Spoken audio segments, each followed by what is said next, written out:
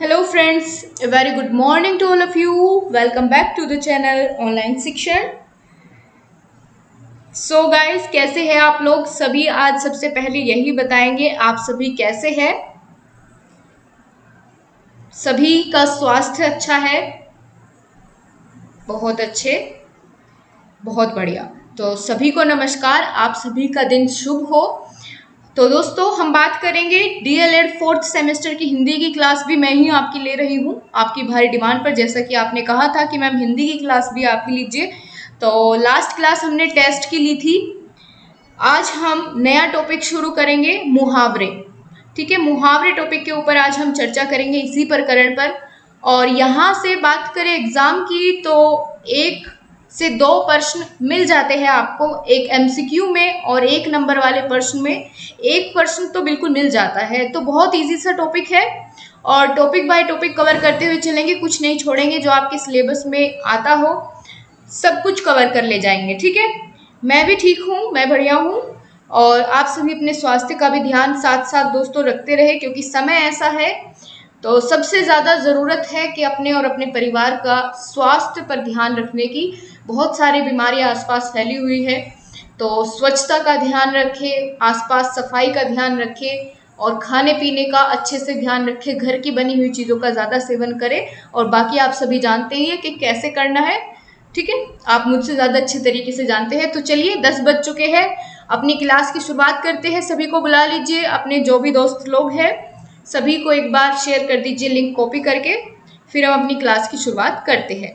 तो सबसे पहले दोस्तों हम लोग जानेंगे कि मुहावरा होता क्या है, इसका अर्थ, परिभाषा की तो जरूरत नहीं है, अर्थ जान लेंगे, समझ लेंगे कि मुहावरे का क्या अर्थ होता है।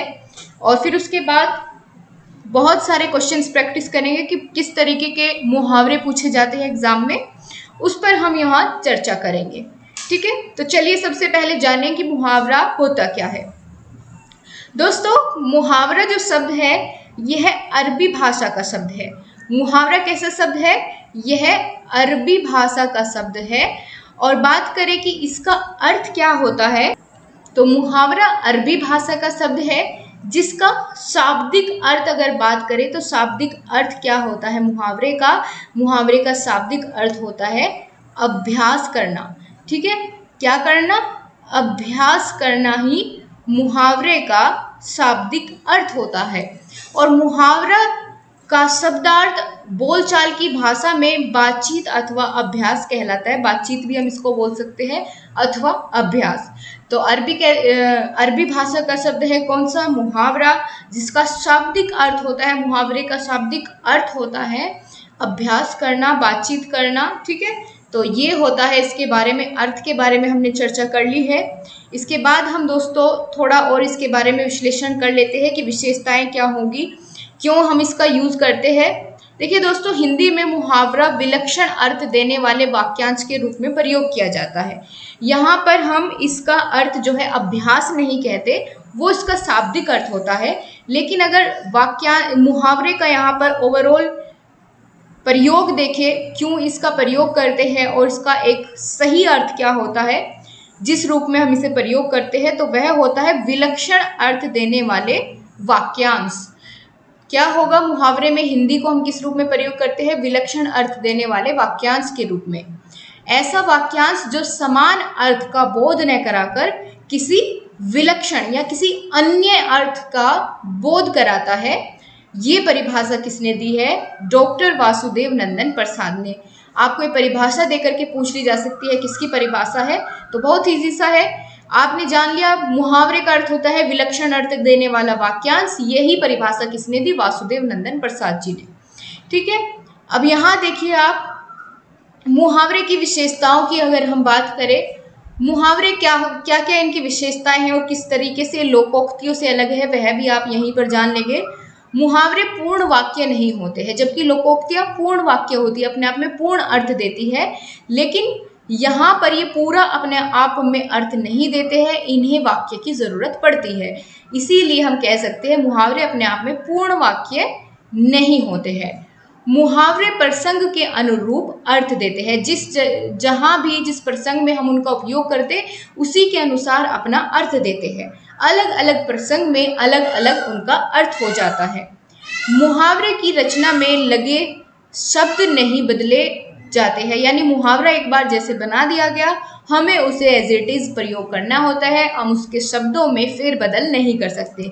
जैसे फॉर एग्जाम्पल यहाँ पर आप देखेंगे मुहावरा और उसके अर्थ वाक्य में प्रयोग करना भी सीखेंगे। लेकिन मैं इस पॉइंट को यहाँ पर एक्सप्लेन करना चाहूंगी कि इसका अदला बदली हम कैसे नहीं कर सकते। देखिए जैसे एक मुहावरा है, अपना उल्लू सीधा करना, ठीक है, तो यहाँ पर हम ये नहीं बोल सकते इसकी जगह कि अपना उल्लू की जगह अपना कुछ और यहाँ पर वर्ड का प्रयोग कर दे, ठीक है, तो उल्लू के स्थान पर यहाँ उल्लू ही प्रयोग होगा, या उल्लू उल्टा करना ऐसा नहीं हम बोल सकते। जो भी मुहावरा एक बार निर्धारित हो गया है, हम उसका उसी तरह से प्रयोग करेंगे, उसी रचना में प्रयोग करेंगे, उसकी संरचना में फेरबदल हम नहीं कर सकते। अगर एक बार निर्धारित कर दिया गया है कि अपना उल्लू सीधा करना ये एक मुहावरा है, ये एज इट इज रहेगा, ठीक है। अब चलिए बात कर लेते हैं कि इसका अर्थ क्या होता है मुहावरे का, और इसका वाक्य में प्रयोग करना भी सीखेंगे। दोस्तों यहाँ से इस टॉपिक से आपके जहाँ भी हिंदी आती है, चाहे वो यूपी टेट हो, ठीक है, सुपर टेट हो, हर जगह जहाँ भी हिंदी आती है, इस तरह के क्वेश्चन वहाँ पर हमेशा आपको 1 या 2 नंबर में देखने को मिल जाते हैं।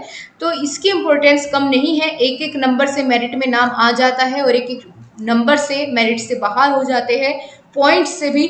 तो हर एक नंबर आपके लिए बेहद आवश्यक है, समझना है चीज़ों को, बस ज़्यादा कुछ नहीं है।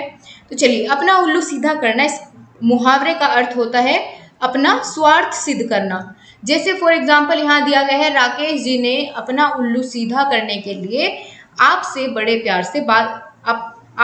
प्यार से बात करने लगेंगे। यानी अगर किसी को अपना काम निकलवाना है, अपना उल्लू सीधा करना, यानी अपना स्वार्थ सिद्ध करना, अपना काम निकलवाना, तो क्या करेंगे, अपना उल्लू सीधा करने के लिए कुछ लोग होते हैं जो बहुत ही प्यार से बात करनी शुरू कर देंगे, और जब तक उन्हें काम नहीं था तब तक वो आपको पूछते भी नहीं थे।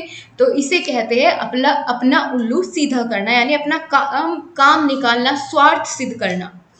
दूसरा मुहावरा आप देख रहे हैं, अक्ल का दुश्मन होना, यानी जो अकल का दुश्मन है, तो यानी कैसा है, मूर्ख होना। अकल का दुश्मन होना, मूर्ख होना। शामों को समझना बहुत कठिन है क्योंकि वह तो अकल का दुश्मन है, सारी मूर्खता भरी बातें करता है, इसीलिए हम उसे क्या कह देते हैं, अकल का दुश्मन होना। तो यहाँ पर दोस्तों नाम जो है, अगर आप में से किसी का ये नाम है तो अपने ऊपर बिल्कुल मत नहीं लेना। जिस चीज़ों को ये उदाहरण लिखे गए हैं उससे बस हम समझने के रूप में प्रयोग करेंगे। इसकी जगह आप कोई भी वाक्य में इसका प्रयोग कर सकते हैं, ऐसा ज़रूरी नहीं है कि यही वाक्य भी आपको याद करना पड़े, बस आपको देखना है कि कहाँ कहाँ हम इसका प्रयोग कर सकते हैं। तीसरा मुहावरा है, उंगली पकड़कर पहुंचा पकड़ना, यानी कुछ सहारा पाकर विशेष प्राप्ति के लिए उत्साहित होना। दोस्तों यहाँ पर बात हो जाती है कि जैसे एग्जाम्पल में देखिए, मैंने अमित से यूं ही बात क्या कर ली, वह तो अब मेरे घर आने लगा है, वह उंगली पकड़कर पहुंचा पकड़ने लगा है, यानी किसी की अगर थोड़ी सी मदद कर दो तो वो बड़ी मदद की उम्मीद रखने लगता है, या ठीक है, कुछ सहारा पाकर विशेष प्राप्ति के लिए उत्साहित हो जाता है, उसे ही हम क्या कहते हैं, उंगली पकड़कर पहुंचा पकड़ना। क्लियर है, समझ आ रहा है सभी को। लास्ट में आपसे क्वेश्चन किया जाएगा, कहाँ आप बातों में लगे हुए हैं, ध्यान दे लो क्लास में। आगे बात करें, फोर्थ आपका जो मुहावरा है, अंगारे पर पैर रखना, यानी खतरनाक कार्य करना। मुहावरे से ही क्लियर है भाई, अंगारे पर पैर रखना कोई आसान काम तो है नहीं, खतरनाक काम है, जल जाते हैं। तो उदाहरण देखिए कैसे प्रयोग करेंगे हम इसका वाक्य में। बंसी ने अपने मैनेजर को सस्पेंड कराकर मानो अंगारों पर पैर रखा है। क्यों? क्योंकि फिर उसकी वहां पर दुश्मनी बढ़ने वाली है।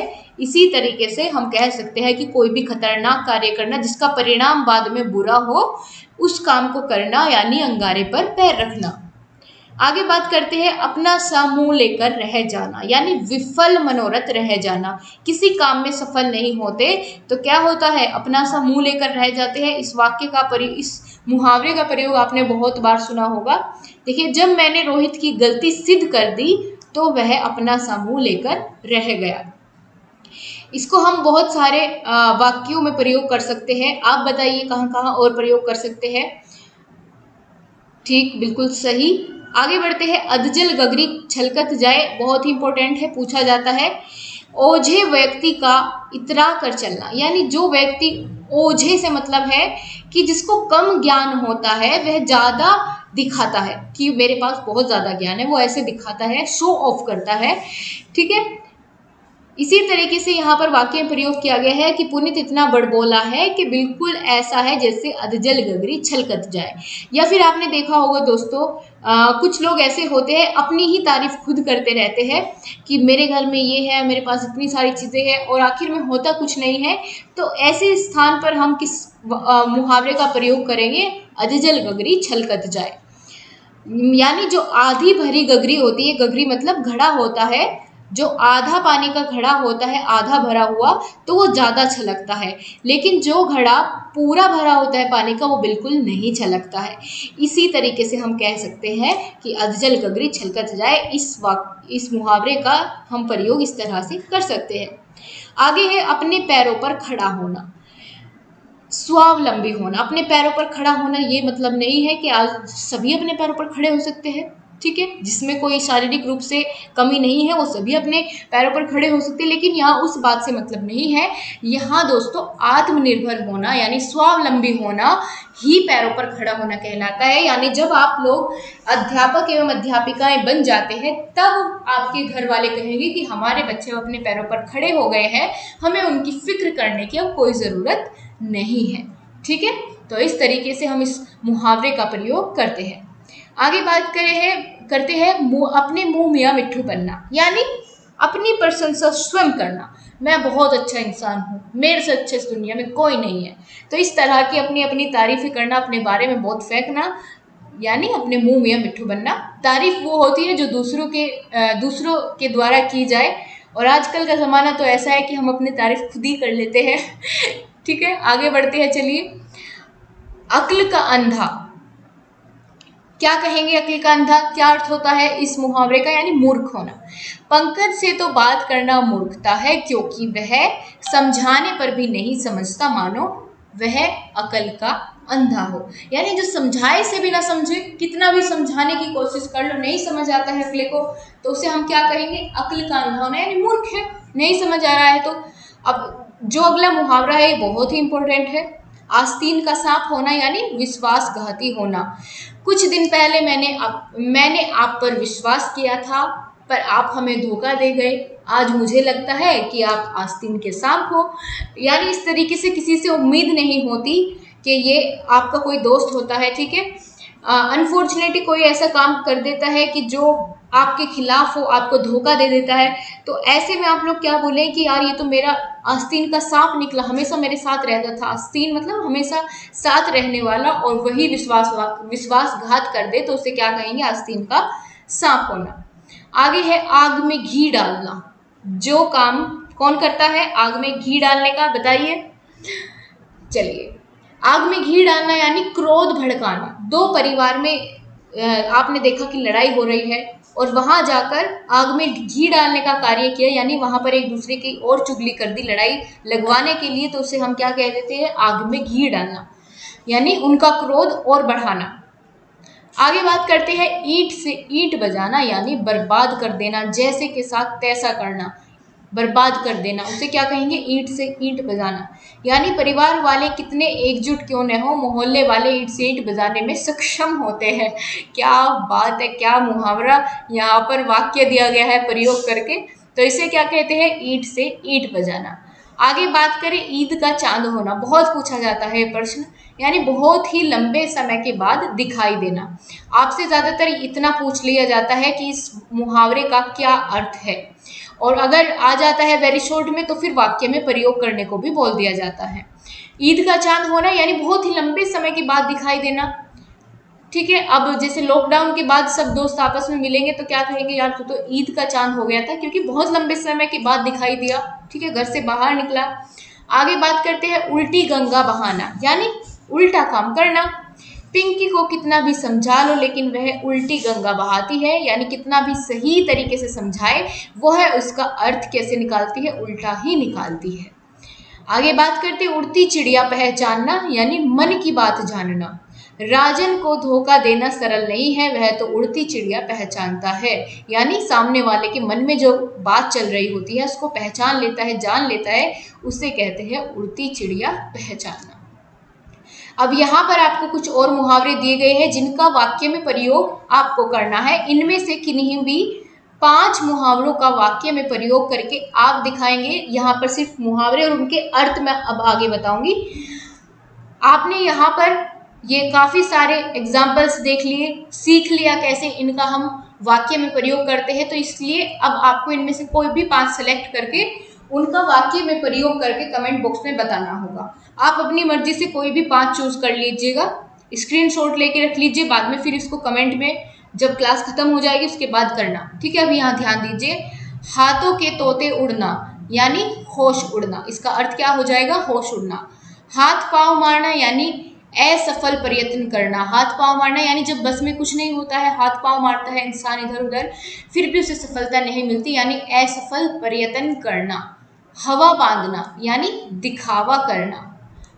आगे बात करें, हाथ पर हाथ धरना, बिल्कुल प्रयत्न ना करना, हाथ पे हाथ धरकर बैठे कौन है अभी फिलहाल, जिन्हें ये नहीं पता कि अभी 3rd सेमेस्टर की तैयारी करेगा 4th सेमेस्टर की, और इसी चक्कर में वो किसी भी सेमेस्टर की तैयारी नहीं कर रहे हैं, तो यानी वो कोई प्रयत्न नहीं कर रहे हैं, अपने हाथ पर हाथ धर के बैठे हैं और इंतजार कर रहे हैं कब कोई फैसला आए तो हम तैयारी शुरू करें। अरे भैया, इतने में तो आपका बहुत सारी चीज़ें कवर हो जाएगी, और पढ़ी हुई चीज़ें कभी खराब नहीं जाती है, आपको कहीं ना कहीं वो हेल्प कर ले जाएगी, ठीक है। तो इसी तरीके से आगे बात करते हैं, हमीर हट यानी अधिक हठी होना, जिद्दी होना। हाथ मलते रह जाना, पश्चाताप करना। अब पछताए क्या हो जब चिड़िया चुग गई खेत, यानी बाद में पछताने से क्या होगा, जब चिड़िया खेत चुग ही चुकी है तो उसके बाद पश्चाताप करने का कोई अर्थ नहीं रह जाता है। हवा हो जाना यानी भाग जाना। हाथ डालना यानी शुरू करना। हाथ उठाना मारने को तैयार करना। सूर्य को दीपक दिखाना यानी किसी प्रसिद्ध या महान व्यक्ति की तुच्छ प्रशंसा करना, उसे क्या कहेंगे, सूर्य को दीपक दिखाना, यानी सूर्य अपने आप में इतना महान है, इतना प्रसिद्ध है, और सूर्य के पास इतना अपना प्रकाश है, उसे आप दीपक दिखा रहे हैं, तो यानी किसी भी प्रसिद्ध या महान व्यक्ति की तुच्छ प्रशंसा करना। आगे बात करते हैं, सोने पर सुहागा इंपॉर्टेंट है। अत्यधिक गुणवान होना। टोपी उछालना यानी निरादर करना। सांप सूंघना, एकदम गुपचुप हो जाना, यानी किसी से यदि कोई ऐसी बात पूछ ली जाए जो उसके हित में ना हो, या फिर आप कह लीजिए जिससे उसकी पोल खुलती हो तो वो एकदम चुप हो जाता है, उसे सांप सूंघ जाता है। बात करें सिर उठाना यानी उपद्रव खड़ा करना, किसी के विरोध में यदि आप किसी का विरोध कर रहे हैं तो सिर उठाना वहीं पर प्रयोग किया जाता है, यानी आप उसका विरोध कर रहे हैं। सपना देखना, वास्तविकता से दूर रहना। लोहे के चने चबाना, बहुत ही इंपॉर्टेंट ये मुहावरा हो जाता है। कठिन परिश्रम करना को ही हम लोहे के चने चबाना कहते हैं। लकड़ी के बल बंदर नाचे यानी भयवश काम करना। लकड़ी के बल बंदर नाचे यानी बंदर को जब मदारी नचाता है तो उसके हाथ में एक डंडी होती है जिसके बल पर वो बंदर को नचाता है, यानी बंदर भय के कारण काम करता है, भय के कारण नाचता है, तो उसे क्या कहेंगे, भयवश काम करना। रंगा सियार यानी धोखेबाज। लोहा मानना, महत्व स्वीकार करना, यानी आपने जो पिछली बार आपकी लास्ट सेम जो आपका कंप्लीट हुआ उसमें मैराथन क्लास का लोहा माना, यानी आपने उसका महत्व स्वीकार किया, ठीक है। आगे बात करें, लेने के देने पड़ना, यानी लाभ के स्थान पर घाटे में पड़ जाना, तो क्या होता है, लेने के देने पड़ गए भैया। लकीर का फकीर होना, पुराने विचारों में होना, उससे अलग उसे कुछ नहीं पता, जो उसने एक बार ठान लिया तो वही करना है, पुराने ख्याल होना, ठीक है, वही होता है लकीर का फकीर, उससे अलग ना सोचना। रंग बदलना यानी परिवर्तन होना, कहते हैं ना खरबूजे को देखकर खरबूजा रंग बदलता है, यानी संगति के कारण संगति में रहने वाला भी अपना रूप बदलता है, अपना व्यक्तित्व बदलता है। रंग जमाना यानी प्रभाव बढ़ाना, महफिल में रंग जमाना, प्रभाव बढ़ाना, इस तरीके से बहुत सारे अर्थ निकल सकते हैं, इनका वाक्य में प्रयोग कर सकते हैं। तो ये कुछ आपके सामने यहाँ पर मुहावरे थे, इन्हीं में से कोई आ जाएगा, यदि आपके एग्जाम में आना है तो इन्हीं में से आ जाएगा, इससे बाहर नहीं जाएगा। आप सबको एक बार देख लीजिएगा, और हाँ, आपको इनमें से किन्हीं भी 5 मुहावरे को कमेंट बॉक्स में अर्थ और उसका वाक्य में प्रयोग करके बताना है। देख लीजिए, स्क्रीनशॉट ले लीजिए किन्हीं भी 5 का, मैं यहाँ पर पोस्ट कर देती हूँ एक बार, ठीक है, क्योंकि PDF आपको शाम तक मिल पाएगी। तो अभी यहाँ से स्क्रीनशॉट लेके कोई भी 5 मुहावरे चुन लीजिए जिनका आपको कमेंट बॉक्स में आंसर करना है। आई होप आपने स्क्रीनशॉट ले लिया होगा, ठीक है, ले चुके सभी स्क्रीनशॉट? ओके, तो आज की क्लास आपको कैसी लगी? यहाँ पर ये टॉपिक हमारा कंप्लीट होते हुए हमने मुहावरे के बारे में बहुत अच्छे से जान लिया है। अब आपकी जो है मंडे से इंग्लिश की क्लास शुरू होगी।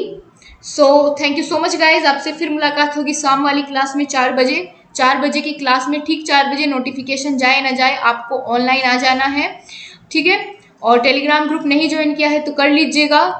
नोटिफिकेशन कई बार नहीं जाता है तो आप लोग 4 बजे अपने आप ही आ जाया करिए। सुबह 10 बजे और 4 बजे का आपका भी फिलहाल की टाइमिंग चल रही है क्लास की। आगे जो चेंज होगा मैं आपको समय के अनुसार अवगत कराती रहूँगी। सो आप सभी का धन्यवाद। फिर मुलाकात होगी, तब तक के लिए नमस्कार। अपना ध्यान रखिए और पढ़ते रहिए, स्वास्थ्य का ध्यान रखिए। चलिए फिर मिलेंगे, तब तक के लिए नमस्कार।